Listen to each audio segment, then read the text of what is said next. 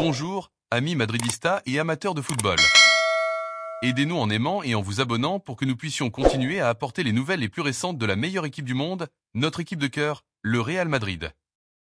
Le Real Madrid a réussi à se qualifier pour les demi-finales de la Coupe du Monde des clubs après avoir dominé le Borussia Dortmund. Mais ce ne furent pas que de bonnes nouvelles pour l'équipe de Xavi Alonso. Lors du match, une action a suscité une grande polémique parmi les supporters madrilènes et divers analystes arbitraux. Le VAR a décidé de ne pas intervenir face à un tacle très dur de Jean Couto sur Fran Garcia, qui aurait pu changer le cours du match. Cette action a enflammé les réseaux sociaux et les débats sportifs. Un coup de genou au visage, sans possibilité de jouer le ballon, avec une force excessive et sans justification tactique. Pourtant, elle n'a été sanctionnée que par un carton jaune.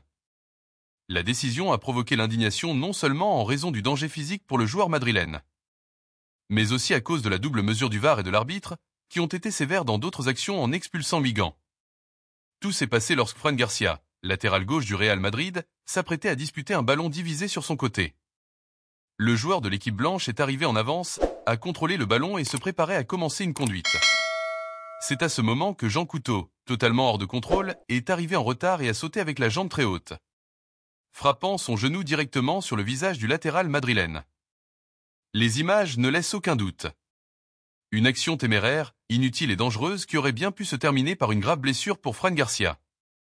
Malgré la brutalité du coup, l'arbitre du match, Ramon Abati, de nationalité brésilienne comme Jean Couto, a décidé de ne montrer qu'un carton jaune.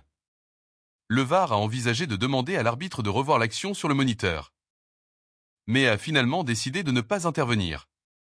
Cette décision a été sévèrement critiquée par les analystes arbitraux, car le tacle remplissait tous les critères pour une expulsion directe. Force excessive, risque évident pour l'intégrité physique de l'adversaire et une négligence claire dans la tentative de disputer le ballon. L'impact a été dur, mais heureusement, Fran Garcia a pu continuer à jouer. Le latéral espagnol traverse l'un de ses meilleurs moments depuis son retour au Real Madrid et est un joueur clé pour Xavi Alonso, qui a su exploiter sa vitesse et sa projection offensive. Contre le Dortmund, le joueur n'a pas seulement excellé en défense, mais il a également marqué le deuxième but du match, un but qui a conduit à la victoire du Real Madrid. C'est pourquoi le tacle brutal de Jean Couto a généré encore plus de mécontentement. L'action aurait pu mettre hors jeu un joueur fondamental pour les aspirations de l'équipe dans le tournoi. La polémique s'aggrave en observant la différence de jugement de l'arbitre et du VAR dans une autre action du match. Dès la 95e minute, avec le score de 3-1 en faveur du Real Madrid, le jeune défenseur central Dean Weekend a été expulsé pour une action dans laquelle il a attrapé l'attaquant du Dortmund, Guirassy, alors que celui-ci s'apprêtait à contrôler un long ballon. L'action était claire, dernier défenseur, contact évident et sans possibilité de disputer proprement le ballon. Bien qu'il s'agissait des dernières secondes du match et que le ballon semblait inaccessible, l'arbitre n'a pas hésité à siffler un penalty et à montrer le carton rouge direct à Weekend. Une décision qui, bien que réglementairement correcte, contraste avec l'indulgence montrée quelques minutes plus tôt avec Jean Couto, dont le tacle était objectivement plus dangereux et antisportif. Le VAR est intervenu dans une action et est resté à l'écart dans une autre, provoquant la colère de nombreux madrilènes qui considèrent que le jugement n'a pas été équitable. Après le coup de sifflet final, l'attention s'est concentrée sur la qualification, mais la polémique est toujours vive. Beaucoup se demandent ce qui se serait passé si l'action avait été inversée ou si le joueur touché n'avait pas pu continuer. Les décisions arbitrales, une fois de plus, assombrissent une victoire claire du Real Madrid. Fran Garcia, qui a gagné en importance dans l'équipe grâce à ses bonnes performances, est incertain pour les demi-finales contre le PSG, bien que l'équipe technique soit optimiste quant à sa récupération.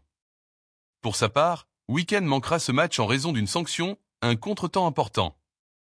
Surtout si l'on tient compte des absences que l'équipe traîne en défense. En conclusion, une justice inégale qui relance le débat sur le VAR. Le tacle de Jean Couto sur Fran Garcia a relancé le débat sur la cohérence et l'équité du VAR. Pourquoi une action si dangereuse n'a-t-elle pas été revue?